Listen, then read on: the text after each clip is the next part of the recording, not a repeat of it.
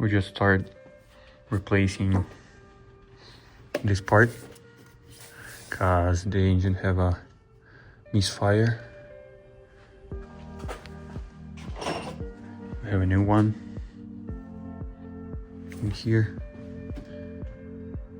Hope that helps. We'll see. Just the engine start shaking